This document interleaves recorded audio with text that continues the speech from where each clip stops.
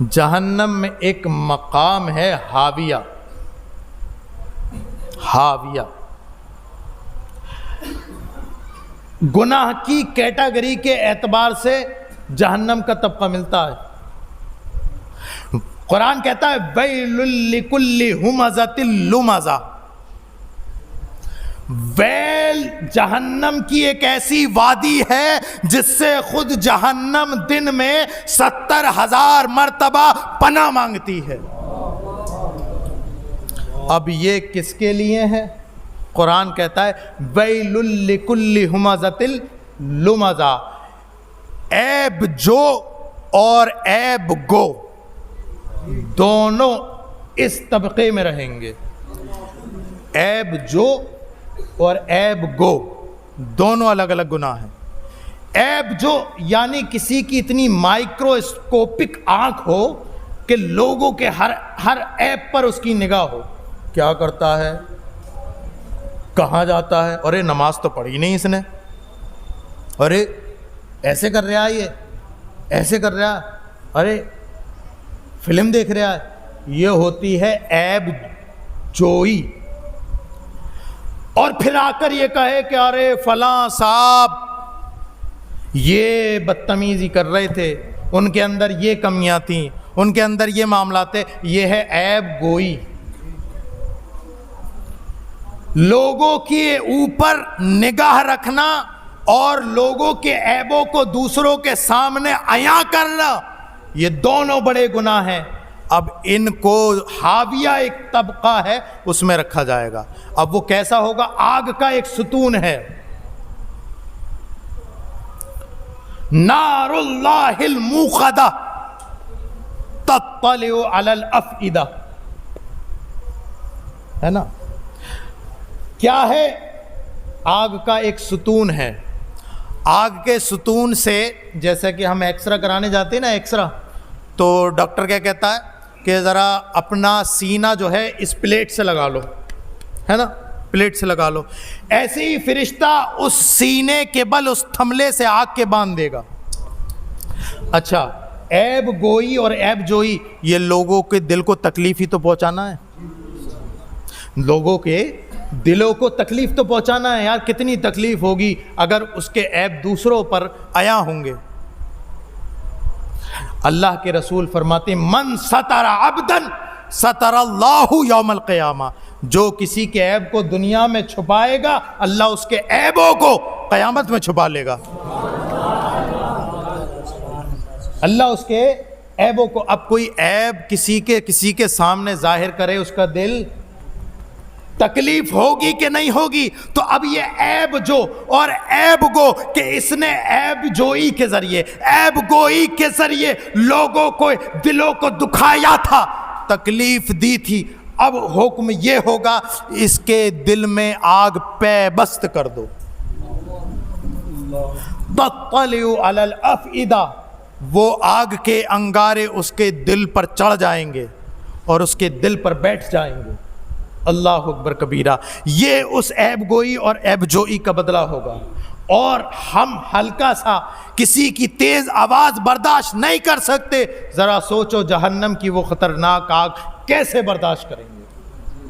تو میرے پیارو، آپ سے گزارش یہی ہے کہ آپ اپنے آپ کی اصلاح کر لے، ورنہ یاد رکھیں جہنم کی اصلاح، اس کا ٹریٹمنٹ بڑا خطرناک ہے.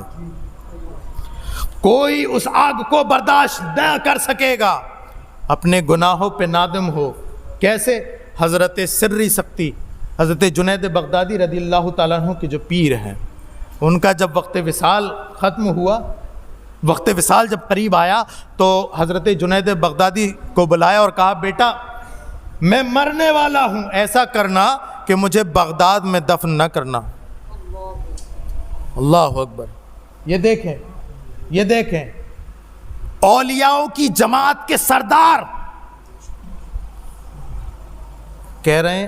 حضرت جنید بغدادی نے عرض کیا ہے میرے پیر و مرشد، لوگ جان دیتے ہیں بغداد میں دفن ہونے کے لیے، اور آپ یہ فرما رہے ہیں کہ مجھے بغداد میں دفن نہ کرنا، بغداد کے باہر دفن کرنا۔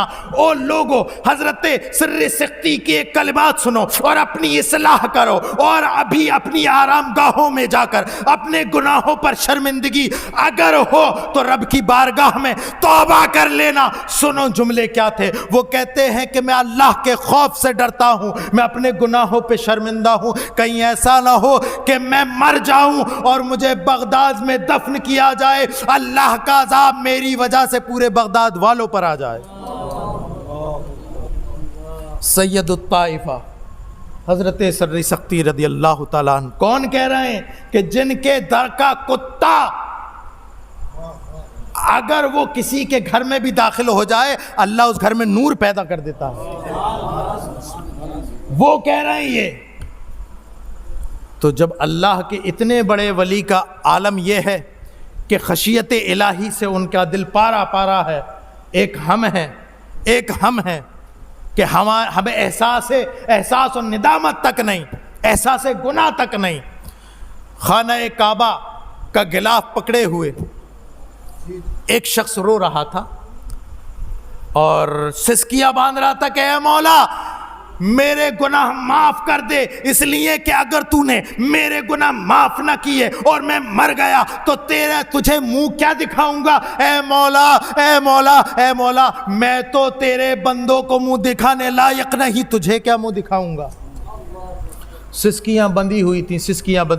ایک شخص نے جب یہ سنا نا تو اس کے رونے کی وجہ سے اس کی بھی سسکیاں بند گئی اور پیچھے کمر پہ ہاتھ رکھا اور کہا کہ اے اجنبی، اے مسافر، اللہ کی بارگاہ میں اتنا گڑ گڑا رہا ہے اور اتنا شرمندہ ہے اپنے گناہ سے، اللہ پر بھروسہ رکھ، اللہ تیرے گناہ کو معاف کر دے گا۔ لیکن وہ شخص تھا کہ روئے چلا جاتا تھا، اللہ اکبر، چہرے پر نقاب تھا لیکن روتا جاتا، خشیت الہی میں روتا جاتا، چپ کرانے سے بھی چپ نہیں ہوا، اور پھر جب رونا ختم ہوا تو یہ پلٹ گیا تو یہ جو چپ کرا رہا تھا اس نے سوچا کہ دیکھیں آخر یہ ہے کون، اتنا رونے والا ہے کون، اللہ اس کا رونا ہمیں بخش دے، ہمیں یہ ندامت دے دے۔ جب اس نے جا کے قریب سے دیکھا فَإِذَا هُوَ عبد القادر جیلانی، تو وہ کوئی رونے والا اور کوئی نہیں، وقت کا قطب اعظم، قیامت تک کا قطب، اللہ اکبر، سرکار بڑے پیر دستگیر غوث پاک تھے۔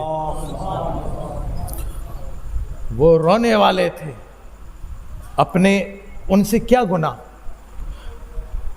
وہ معصوم نہیں ہے لیکن گناہ بھی نہیں ہے، وہ معصوم نہیں ہے لیکن گناہ بھی نہیں، اور پھر بھی یہ معاملہ، اللہ اکبر کبیرہ، جن کے رتبے ہیں سوا ان کو سوا مشکل ہے، جن کے رتبے ہیں سوا ان کو سوا مشکل ہے۔ میرے پیارو، آج کی اس محفل کا مقصد اور مطلب یہ ہے کہ اس سے پہلے کہ تم قیامت میں رب کی بارگاہ میں پہنچو اور تمہارے سامنے دو آپشن رکھے جائیں کہ بتا خود جہنم میں جاتا ہے یا تیرے سامنے تیرے باپ کے سامنے تیرے نامہ اعمال کھولے جائیں، بتا باپ سے پوچھا جائے گا خود جہنم میں جاتا چاہتا ہے یا تیری اولاد کے سامنے تیرے گناہوں کا چٹا پٹا کھولا جائے، ماں سے کہا جائے گا تو خود چلی جا جہنم میں، ورنہ تیری اولاد کے سامنے تیرے گناہوں کا رجسٹر کھولا جائے گا۔ کون سی ماں ایسی ہے، کون سا باپ ایسا ہے، کون سی اولاد ایسی ہے؟ ارے ہم ہر گناہ